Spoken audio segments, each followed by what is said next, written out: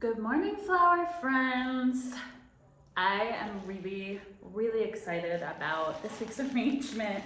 It's one of my favorites from our menu, and man, it couldn't be a better week for a little uplifting. And look at this flower. Just look at that. Can you believe it? We got Clooney ranunculuses for our arrangement this week. I literally grabbed the biggest one I could find to show you. This is what they look like. They're a specialty ranunculus. These ones have kind of a cool green center. And when I say Clooney ranunculus, I don't mean George Clooney, although it's debatable whether these were named after him.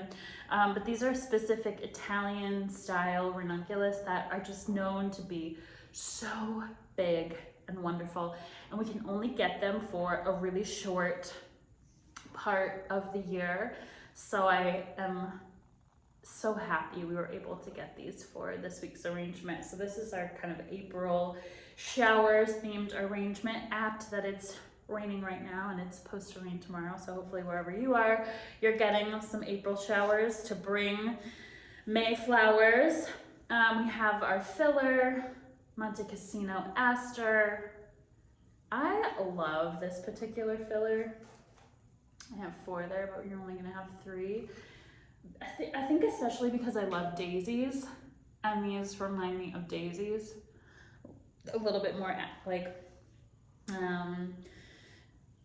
you might find these in the alley almost. I love that. Actually is a different variety called prairie fleabane, what you'll see in the alley, and it doesn't hold up like these do. This is a specifically bred commercial daisy that's in the Aster family, and it's one of my favorites because I have such a fondness for daisies.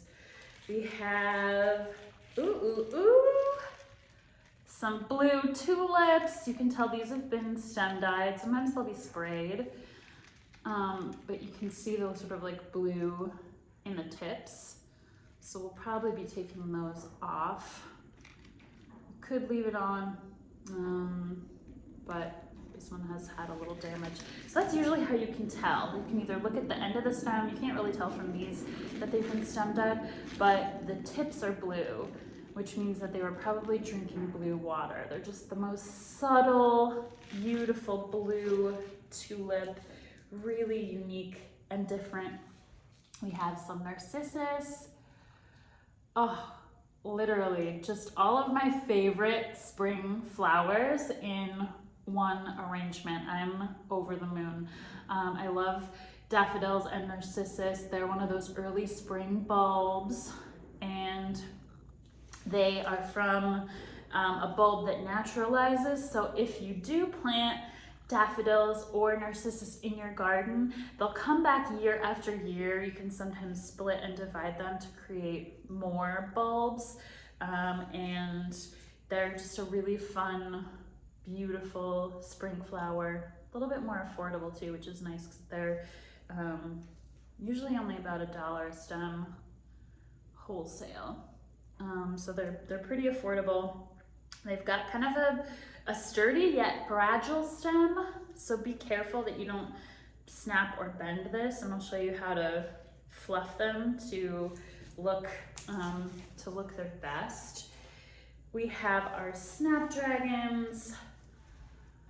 This is the time of year when our snaps are gonna look amazing because they're a spring flower. We do get them all year round now, just because we can get them from other places in the winter where it's a little bit of a warmer climate. But in the spring is usually when you'll get them looking their best, their fullest, lots of blooms. I love this cheerful yellow. Yellow is one of my favorite colors.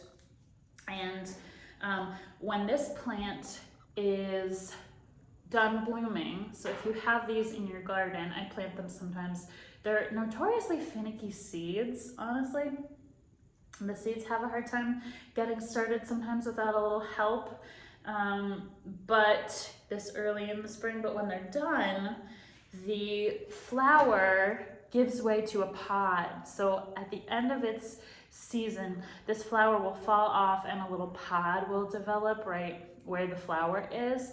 And it almost looks like maracas. You can like shake these little tiny pods and just little tiny seeds. They're just little black specks of seeds come out. So if you do get a chance to plant these, there's such a fun flower to collect seeds from. If you either let them go to seed, so plant them, start them now, plant them in the spring, and then they'll probably go to seed by the summer, although they do bloom in the summertime too. You'll get to see some of those little brown pods that you can shake like a pepper shaker almost. Ooh, here's our Clooney ranunculus.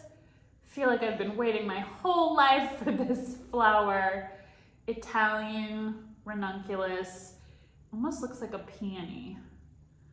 So we gotta enjoy these flowers when they come along. These really special cut flowers that just really epitomize all things bright and beautiful in the flower world. Okay, I brought a couple vases to show you some options. I'm gonna be designing in this one, which has a pretty similar opening to our mason jar. It's just a little taller. Of course, it can't see the water, so that's one caveat of ceramic versus glass, is that you won't be able to see when the water needs changing, but I'll be designing in this buddy today. But I wanted to show some options in case you want to try at home something different, because this is a good arrangement for a bud vase. You could either split it up into maybe a trio of smaller bud vases and put a little bit all over your home, just because we have less foliage and more flower. So you want to look for something maybe with an opening this size. This is one of my favorite Flynn vases. This is actually quite tall, and again, I'm designing in a taller vase today, but you can do bud vases that are a little bit shorter and they just look gorgeous and elegant. So whether you design one all-in arrangement like I am, or if you want to try something different, you could take a set of smaller bud vases. This is one that I borrowed from our event collection, and it's got a little bit of a smaller opening, so I'm probably only going to be able to fit 2 to 3 stems in something like this size opening. And since we probably have at least 10 stems here, you'd want to pick maybe a trio. So find a couple little vases that you have at home with smaller openings, and then you can create, you know, an arrangement in your powder room, one at the front door, one by your bedside table, and it just is such a lovely way to spread those flowers throughout your house.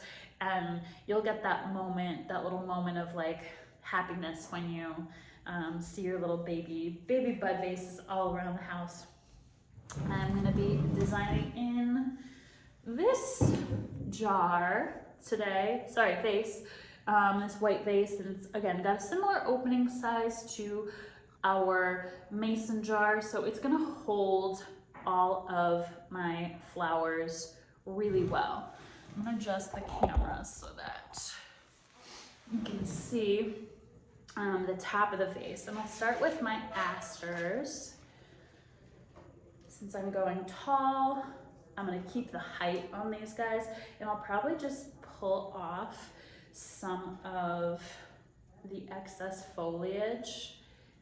Don't need to process this one too much. If you're putting it into a shorter vase, you might want to consider pulling off some of the excess foliage. But I'll just create sort of a fluffy shape in my vase to start.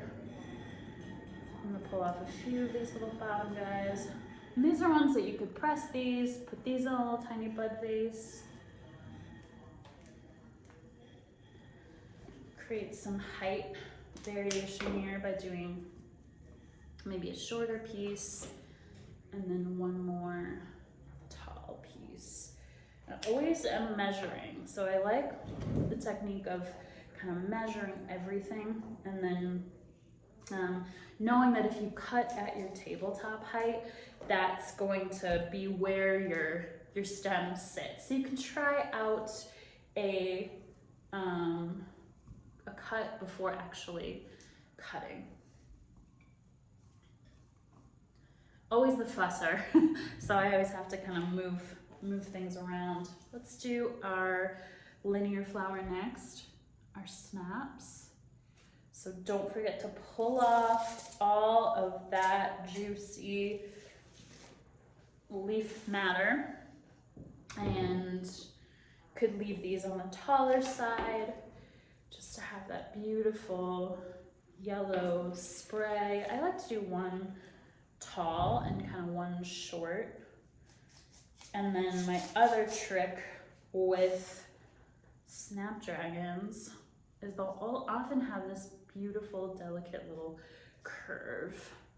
So you can play to that curve and use it, angle it in a direction to kind of showcase it. So in this case, letting that droop just sort of gracefully fall down.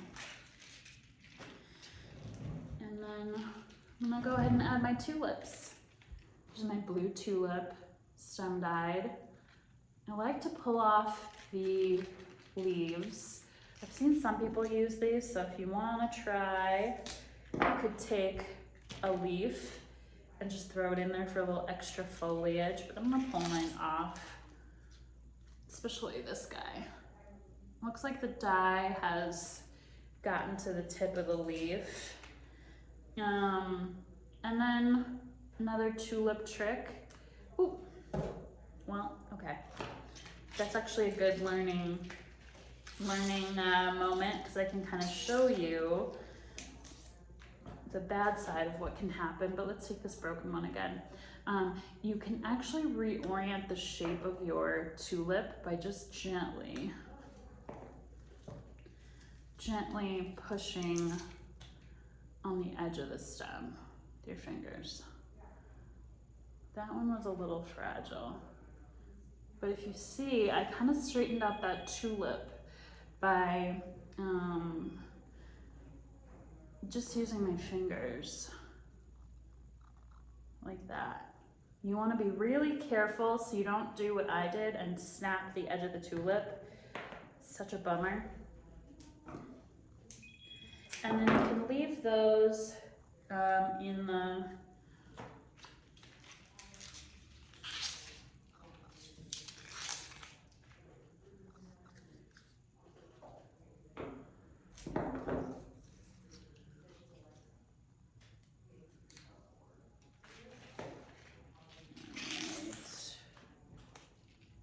leave these a little bit shorter. Because as we know, tulips like to grow. Another fun trick to try with these tulips is popping open their petals. It works best when they're really soft, and I'm showing you on a very fresh tulip, so I would probably wait a day or so for these to soften up, but you can kind of pop open that petal with your thumb. And then it just creates a totally different shape. So in a couple days, I'll pop open those little guys. So those are some tulip tricks. Let's actually add our ranunculus next. Ranunculus can sometimes have these wonky stems. You could either have them, try to make them work for you, or just cut it down. Since it's so heavy, I'm gonna leave it in the base.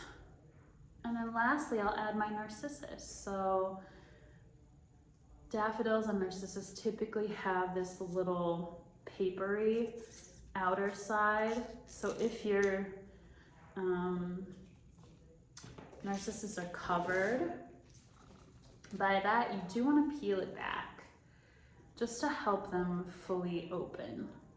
Sometimes daffodils will stay closed if they don't have a little help, depending on when they were cut. Sadly, I lost 2 of my tulips. You should have 4 tulips, so just let that be a lesson to be extra gentle with your tulips.